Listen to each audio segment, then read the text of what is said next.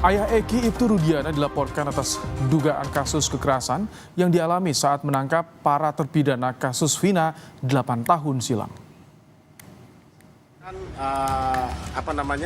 Ibtu ya saat itu yang sekarang Ibtu Rudiana terkait apa yang dialami tahun 2016. Pengen ya Pak Rudiana segera diproses aja karena untuk menegakkan hukum dan keadilan. Upaya untuk mendorong pengungkapan kasus Vina usai Peggy Setiawan tak lagi jadi tersangka terus berjalan.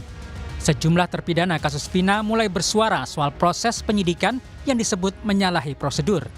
Siang tadi, salah satu terpidana kasus Vina melaporkan ayah Eki Ibtu Rudiana ke Barreskrim Polri atas dugaan kekerasan yang dialami narapidana 8 tahun silam. Orang tua Hadi Saputra, salah satu narapidana kasus pembunuhan Vina Eki, Kasanah, berharap Ibtu Rudiana bisa diproses hukum dan anaknya mendapat keadilan. Kita mah cari yang lurusnya aja. Kepengen ya Pak Rudiana segera diproses aja. Karena untuk menegakkan hukum dan keadilan. Udah gitu aja. Dan yakin anak Bapak tidak terlibat? Insya Allah, karena anak juga yakin dia itu nggak melakukan. Saya tanya sekali lagi, yakin anak Bapak tidak membunuh? Yakin. Yakin anak Bapak tidak memperkosa? Yakin. Kuasa hukum terpidana menyebut Ibtu Rudiana melakukan dugaan kekerasan kepada para terpidana saat melakukan penangkapan terkait kasus pembunuhan Vina dan Eki 8 tahun silam. Kami laporkan Rudiana karena memang anak-anak sudah menyampaikan bagaimana Rudiana menyiksa mereka, bagaimana Rudiana sampai anak-anak ini sudah babak belur. Itu memang betul babak belur sampai ya teman-teman bisa lihat ya sampai hancur kayak gitu. Menanggapi kontroversi ini, polisi memastikan sedang mengevaluasi penyidik Polda Jabar yang menangani kasus pembunuhan Vina dan Eki pasca Peggy dibebaskan dari status tersangka pembunuhan Vina. Kabar Reskrim Polri Komjen Wahyu Widada meminta masyarakat membantu mengawasi polisi dalam penyidikan kasus Vina agar berjalan profesional dan transparan. Kita membuka ruang kepada rekan-rekan sekalian, kepada masyarakat untuk memberikan masukan-masukan terhadap penanganan kasus Vina ini. Tentunya kita menginginkan semuanya dijalankan secara transparan dan profesional dalam pelaksanaan penyidikannya nantinya. Pak, nanti apakah kasusnya akan ditarik ke Barreskrim Polri dari Polda Jawa Barat? Yang pasti kita memberikan asistensi kepada Polda Jawa Barat. Soal nanti ditaruh atau tidak, kita lihat perkembangannya. Sekarang masih dalam proses evaluasi. Mentersangkakan Peggy Setiawan atau akan mencari Peggy Setiawan yang asli, Pak ya? Tentu semua dalam proses evaluasi, kita tidak bisa menyampaikan, memaksakan seseorang untuk menjadi tersangka, kan tidak mungkin seperti itu. Semua nanti akan dilaksanakan sesuai dengan alat bukti yang kita temukan. Pasca Peggy bebas, keluarga terpidana kasus pembunuhan Vina dan Eki tidak hanya melaporkan Ibtu Rudiana. Sebelumnya, melalui kuasa hukum, keluarga terpidana juga melaporkan saksi kunci kasus Vina, Aep, Dede, dan Ketua RT Pasren yang diduga memberi keterangan palsu di persidangan. Tim Liputan Kompas TV. Ayah Eki Ibtu Rudiana dilaporkan atas dugaan kasus kekerasan yang dialami saat menangkap para terpidana kasus Vina 8 tahun silam. Di tengah kasus pembunuhan Vina dan Eki yang belum terungkap, apakah Ibtu Rudiana bisa terjerat kasus hukum terkait dugaan kekerasan hingga pelanggaran lain dalam proses penyidikan kasus Vina dan Eki 8 tahun silam, saudara? Kita akan bahas bersama dengan kuasa hukum terpidana Ruli Panggabean, dan juga mantan Kapolda Jawa Barat periode 2016, Irjen Purnawirawan Anton Carlian, dan Guru Besar Fakultas Hukum Universitas Jenderal Sudirman, Hibnu Nugroho. Selamat sore, Bapak-Bapak. Selamat sore, Pak Ruli. Selamat sore, Pak Anton. Baik, saya ingin ke Bang Ruli. Bang Ruli, jadi yang dilaporkan dugaan kekerasan ini, Ibtu Rudiana, bukti apa saja yang saat ini dimiliki oleh tim kuasa hukum juga oleh keluarga terpidana, Bang Ruli? Begini ya Pak, pemirsa sekalian, bahwa kasus ini sudah 8 tahun yang lalu, sudah begitu kusut. Jadi kami dari awal memilah ini sedemikian rupa, sehingga kami ingin tahu bagaimana sih masalah ini sebenarnya, terangnya seperti apa gitu. Oleh karena itu, maka dalam rangkaian yang sebelumnya kami lakukan pengujian terhadap apakah benar bohong atau tidak, ya kita uji saja melalui laporan polisi ini. Sebab ketika kita coba menghubungi juga sulit, tidak bisa kita berkomunikasi. Jadi terpaksa kami melalui laporan polisi ini. Nah, apa saja yang dilaporkan? Jadi kami menerima kuasa ini kurang lebih 2 bulan. Kami pelajari, kemudian hasil diskusi kami dengan para terpidana itu bahwa mereka mengalami tekanan-tekanan fisik. Jadi begini, ketika itu tanggal 27 Agustus 2016, Pak Rudiana ini menangkap dulu para terpidana ini tanpa surat penangkapan dan lain sebagainya. Kemudian setelah itu jam 19-nya dia baru melakukan laporan polisi. Ini yang kita ingin uji. Kemudian di dalam laporan polisinya dia sudah bisa menentukan siapa pembunuhnya dengan menggunakan apa dan lain sebagainya. Padahal dia bukan saksi mata. Ini kan buat kita jadi meragukan gitu. Dan di saat penangkapan pun ada kekerasan, ada intimidasi terhadap terpidana ini. Betul. Nah sekarang masalahnya Pak, apabila BAP atau pengakuan itu didapat dengan cara seperti itu, apakah itu sah? Itu pertanyaan kami. Padahal dia nggak punya hak sebagai penyidik dan lain sebagainya. Gitu. Saya ingin ke Pak Anton. Pak Anton, dengan tadi catatan yang disampaikan Bang Ruli Panggabean, ada penangkapan dulu, baru pelaporan, bahkan ada intimidasi di sana. Dipertanyakan ini BAP-nya, sah atau tidak Pak Anton? Apakah ada potensi pelanggaran yang dilakukan oleh Ibtu Rudiana, Pak Anton? Masalah adanya potensi pelanggaran, kan itu ranahnya Propam. Nah mari kita lihat bahwa ini adalah ranah konstruksi hukum. Memang kita harus runut kembali apakah memang demikian. Kalau memang demikian tentu saja dimungkinkan akan terjadi pelanggaran. Namun bila kita kilas balik melihat bahwa masalah salahnya penangkapan saat itu juga sudah ada pra-peradilan 2016. Dan di dalam pra-peradilan itu bahwa penangkapannya sah dan penahanannya sah. Nah ini pun juga kan ini adalah salah satu alat bukti. Kalau memang dianggap pra-peradilan dulu silahkan laporkan kepada badan pengawas di Mahkamah Agung. Kemudian saya juga apresiasi tentang laporan tindakan kekerasan atau penganiayaan. Namun dalam hal ini adalah hak dari semua orang. Mohon, nah tadi juga disertakan alat-alat buktinya. Karena ini pun juga sudah 8 tahun. Tetap kita pun juga berdasarkan hukum kan ada kadaluarsa. Apakah ini tindak pidana yang berat atau tindak pidana ringan? Kalau tindak pidana ringan sudah 8 tahun bagaimana? Kalau misalkan ancaman, sekarang pasal 335 juga kan sudah dicabut. Jadi tolong bukti-buktinya juga harus diperhitungkan.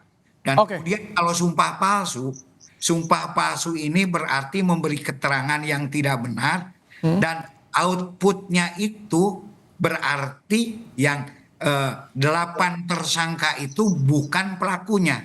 Nah sementara saat ini masih statusnya adalah terpidana berdasarkan 3 dari criminal justice system di 3 tingkatan sampai Mahkamah Agung. Jadi ini pun juga mungkin agak sulit untuk pembuktiannya karena gimana pun juga tetap kita pada bukti segitiga. Nah kecuali nanti mungkin kalau sudah PK dan bebas itu kita tanya ya Pak Anton soal bukti ini ke Bang Ruli. Bang Ruli, bukti apa saja yang saat ini sudah dikantongi oleh tim kuasa hukum untuk meyakinkan? Karena di pra-peradilan 2016 sudah informasinya dan tetap berlanjut.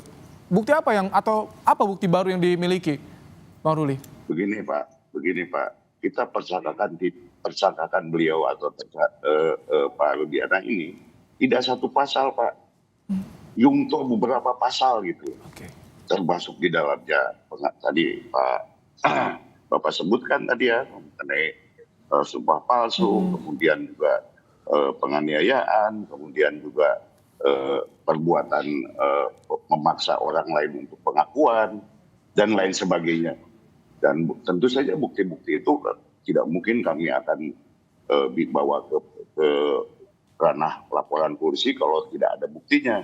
Oke. Kami memiliki bukti itu, tapi ya saya kira nantilah, saya tunggu penyidik aja dulu yang mengolah ini gitu. Saya nggak etis kalau saya sebutkan di sini. Oke. Begitu menurut saya. Baik, Prof. Hipnu, sebetulnya ketika ada laporan dari terpidana sudah 8 tahun lalu ini, bukti apa yang harus disertakan untuk bisa meyakinkan kalau untuk membuktikan betul ini ada kesalahan BAP, tidak sah BAP-nya. Seperti apa, Prof. Hipnu, bukti yang harus disertakan ini?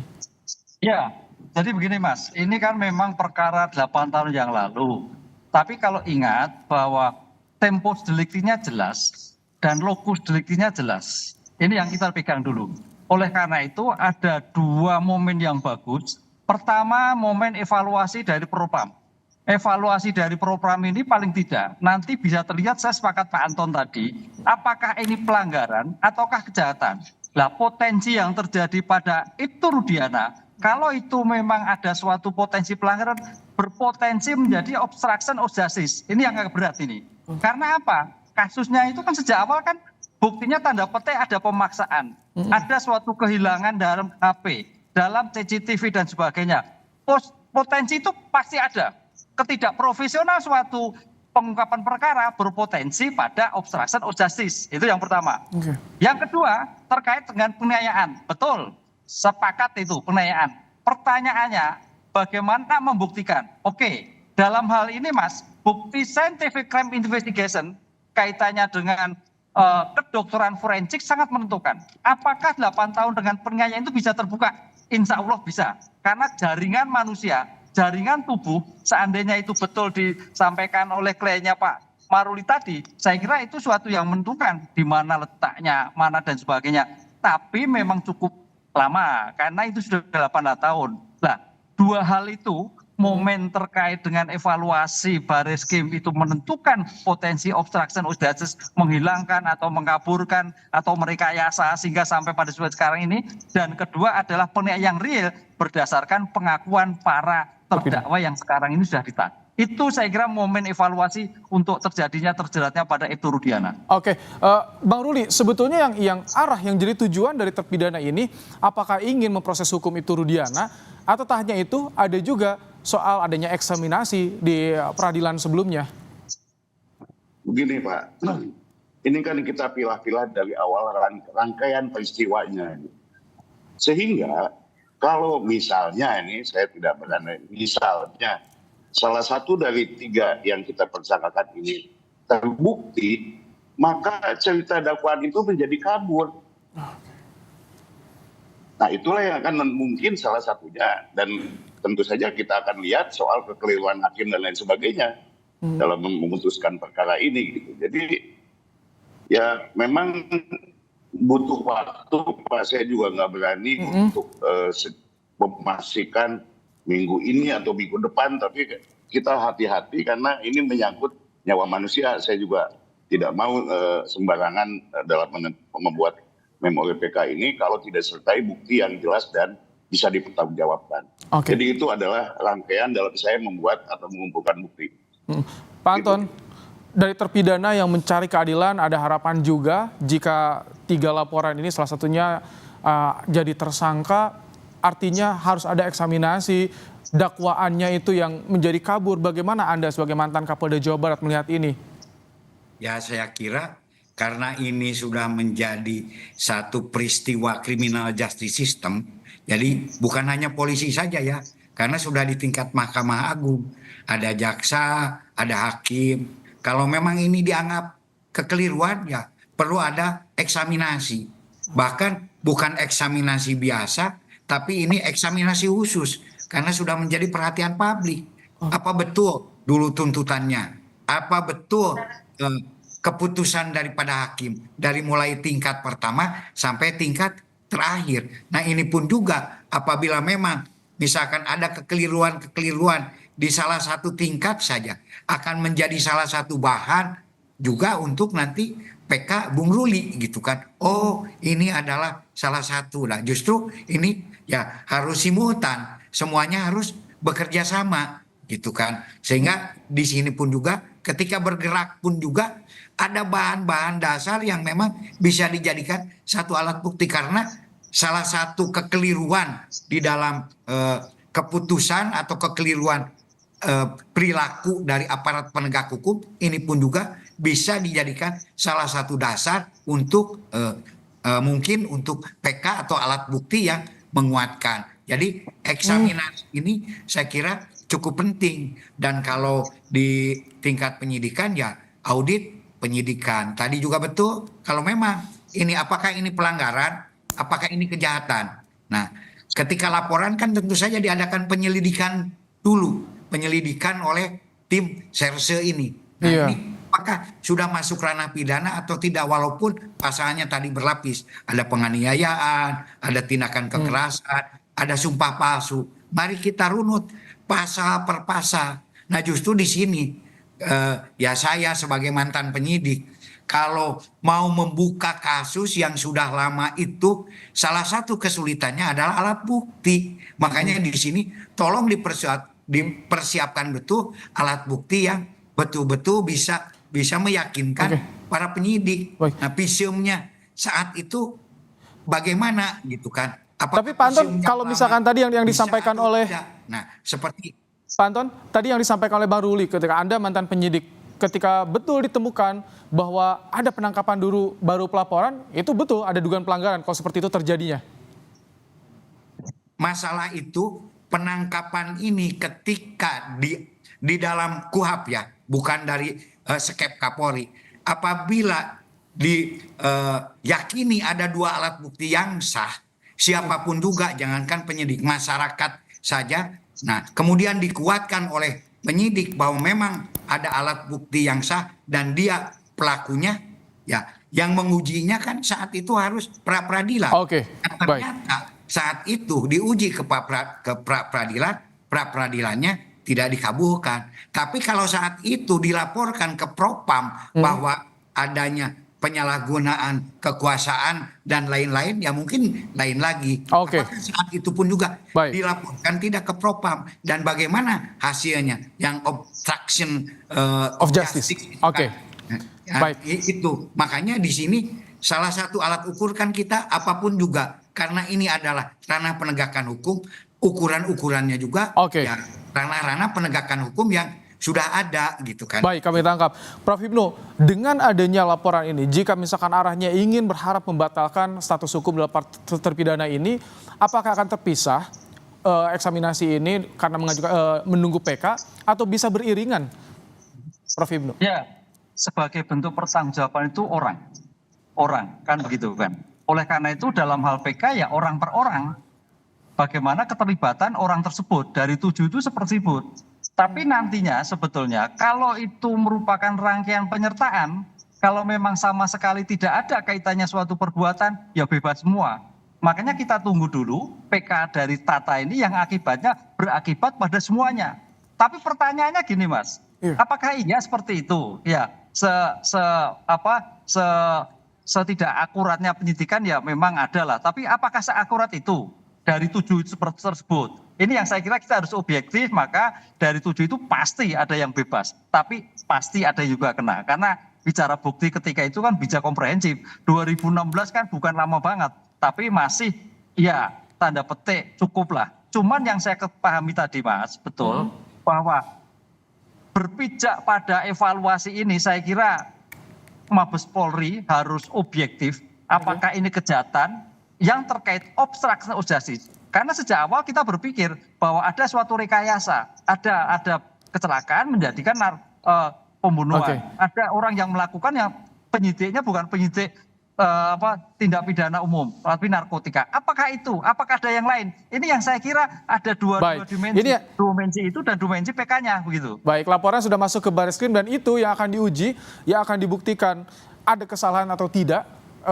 SOP-nya dalam penyidikan kasus Vina 8 tahun silam. Kita akan tunggu nanti bagaimana kelanjutannya di Barreskrim Polri. Terima kasih Prof Hipnu, Pak Anton, Bang Ruli telah bergabung di program Kompas Petang sore hari ini.